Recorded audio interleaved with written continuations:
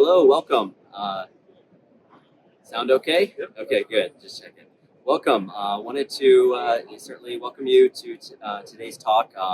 Wanted to really tell you more about the exciting technology of ARC-Scan, a vital tool for refractive surgery. To talk a little bit about the ARC-Scan Insight 100, this is a device that is pretty neat in what it does relative to any of the other technologies we have out there today.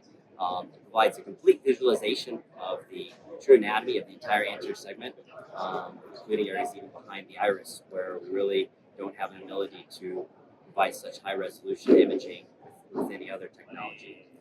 When we compare with other different modern technologies, and we look at some of the different images, things such as UVM, OCT, ARC-Scan really provides a level of detail that just is incomparable.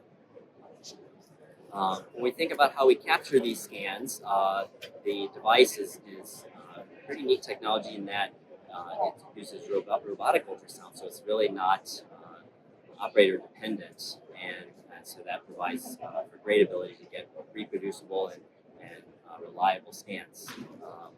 Imaging is very high resolution, delivers 10 times higher image precision than what we see with other current ultrasound systems. It has approvals in the US and beyond.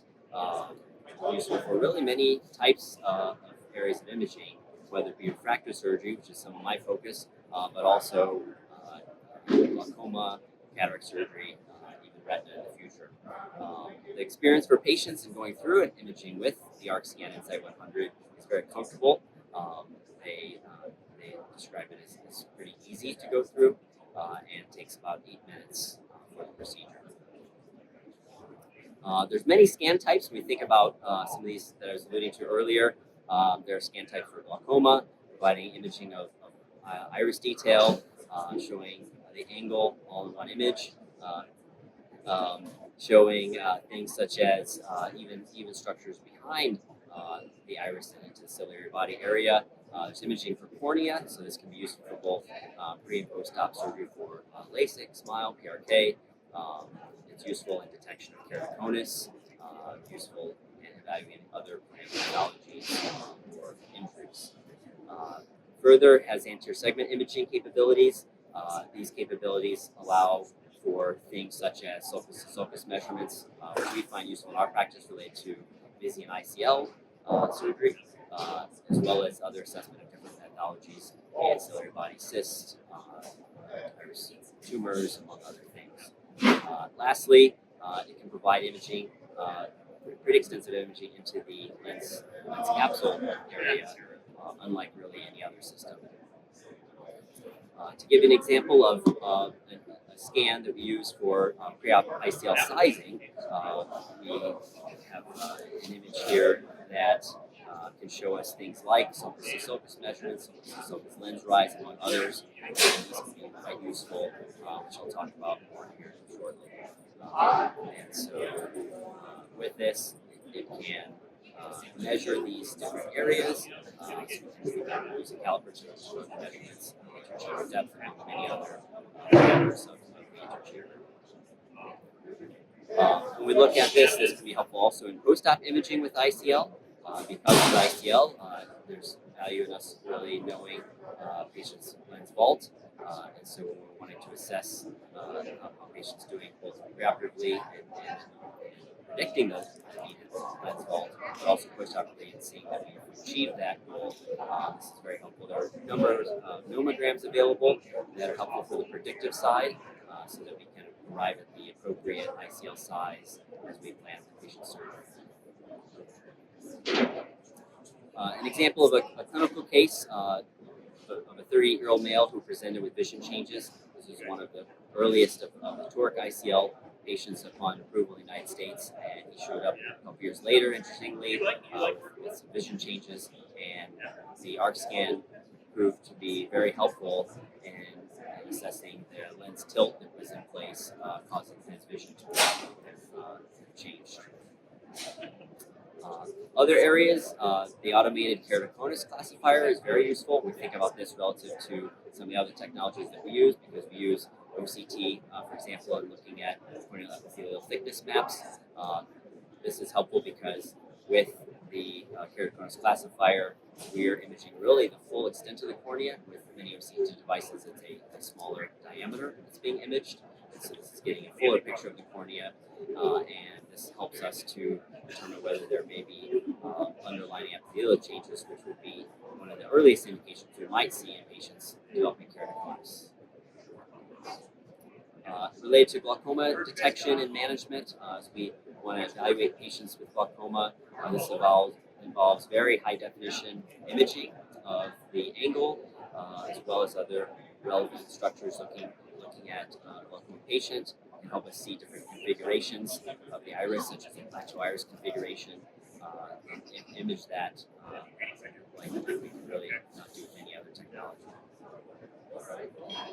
So other examples, we can see patients who may have pigmentary glaucoma, as well as malignant glaucoma, and see some of the different configurations that may differ in their iris pattern or cellular body. And so what's useful and interesting, naturally, as we look at reimbursement, this is a reimbursable test with glaucoma evaluations, and so any patients really having narrow angles or a number of other glaucoma variations would be eligible for insurance reimbursement for this test, and this is a procedure that's billable per eye as opposed to a bilateral code.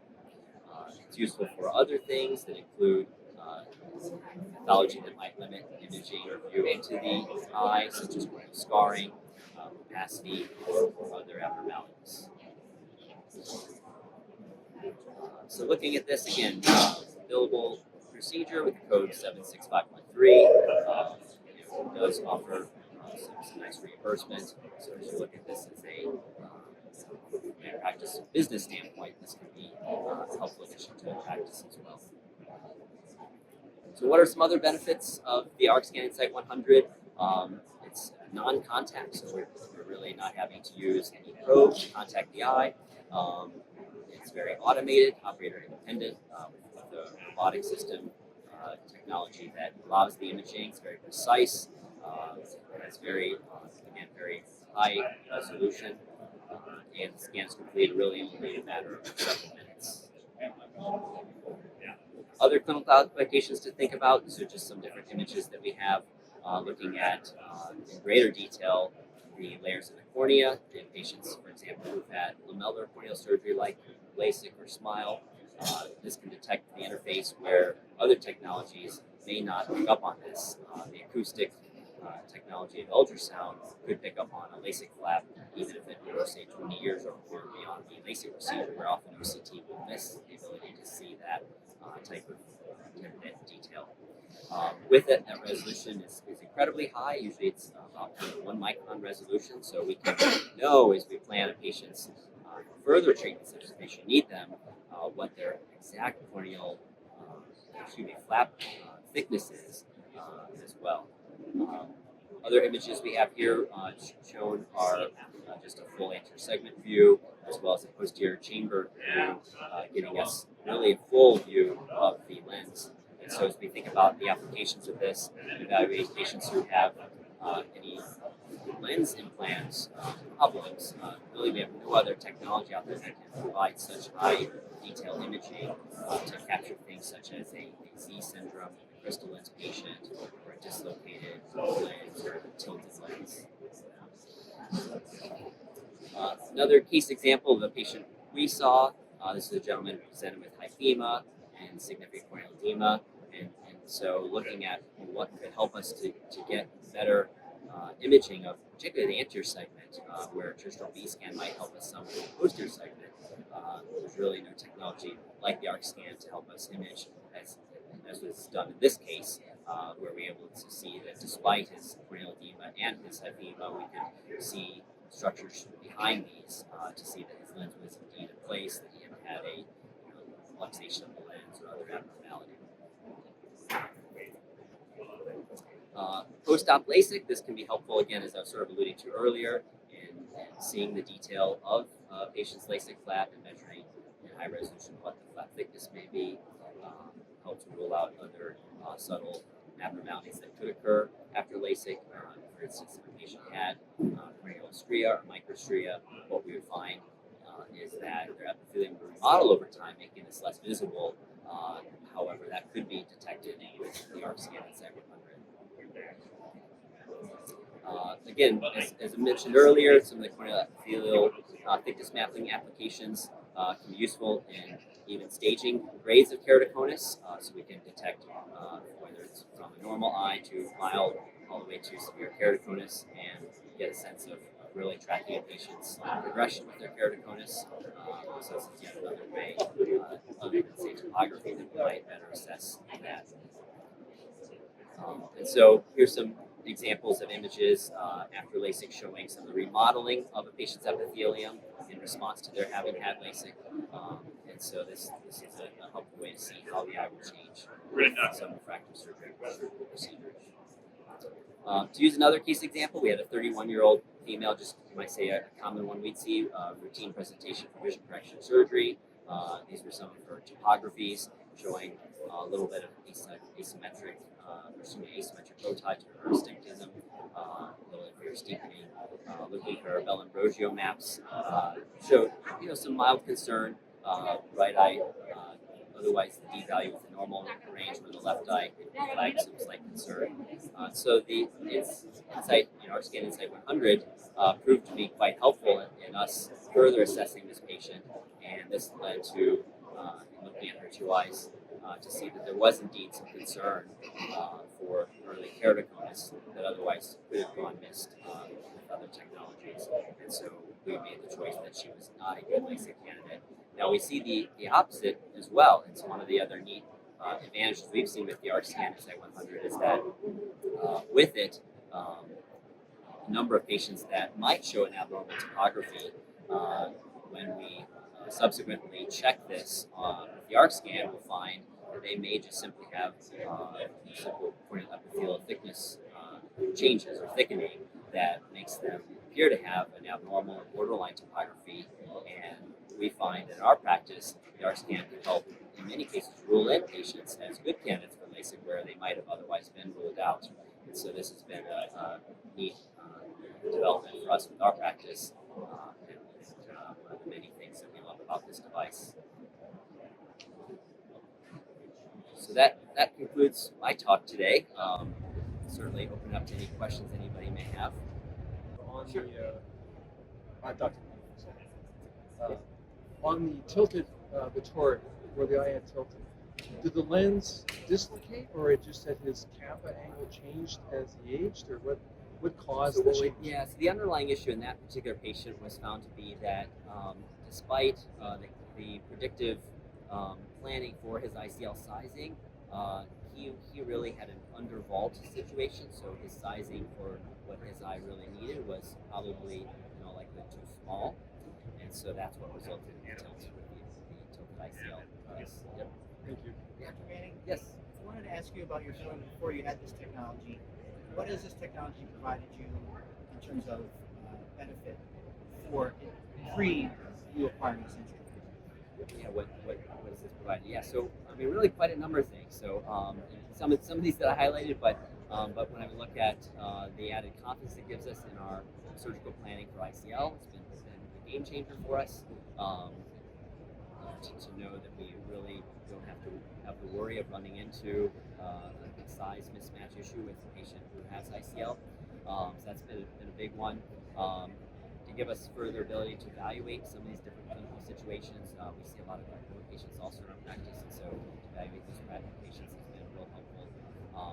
We do see, like some of the case examples presented, patients with different pathology, injuries, trauma, edemas, other issues. Some we've detected, such as ciliary body cyst, that will affect the patient's lens position for an ICL. So this goes on. There's been quite a number of things that's been huge in how this has helped our practice. Great. One question for you. Yeah. From a workflow standpoint, how have you been able to integrate this into your normal workflow? It's additive to your workflow. Sure. Has that been any difficulty at all for your staff to integrate this in? So no, it's really been quite good to work in. I mean, there's like anything, there's an initial learning curve of getting going with the technology. We have one of our team members here with us today who's been real involved with that. But yeah, we've found it's gone pretty smoothly as far as integrating into our workflow. As time has gone on, we've gotten a better sense as to what time it takes us to perform the scans, but also run some of the different reports, such as the ICL preoperative reports, for example, or other different reports that we run. And so yeah, it's gone well. Yeah. What would be the top reason you would tell other doctors that are considering the device as to why they should purchase it? Why should purchase? The top reason really would be is as we think about each of these different areas that this device can image, we really have no other technology that can image in such high resolution and really to capture some of these areas at all that the ARC scan Insight 100 can. So it's for us been a very important addition to our practice. Thank you. Sure. Do you incorporate this in any of your LASIK patients pre-op as well to rule in or rule out keratoconus? Yes, we sure have. Yeah, so we have found that particularly in a number of these cases where we see real topographies that may show either sort of an abnormal borderline appearance, things like if you're steepening or an asymmetric bow tie or other different patterns, it's been real helpful for us to either, in some cases rule them out, but we've been pleasantly surprised that there have been quite a number that they've been able still to be ruled in, that hey, they are indeed a good candidate. And so in terms of looking at our growth of our vision correction practice has helped that quite a bit. Dr. Manning, Yes. Dr. Weinstein talks about now the possibility of targeting a volt, ICL volt. Is there emerging a clear set of guidelines from your clinic's perspective of, depending on age of patient, refractive shape of the eye, etc.?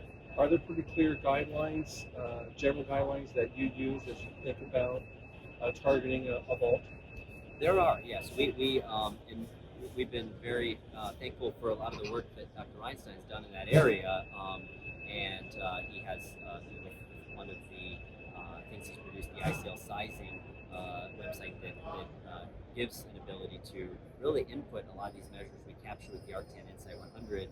We can have a report that will give a number of predictive nomograms for ahead of surgery what we'd expect the vault would be with different lens sizes. So that informs our decision making as we decide what size to use for a patient. Any other questions? Thank you so All right. much. Thank you so much. Appreciate it. Thank you.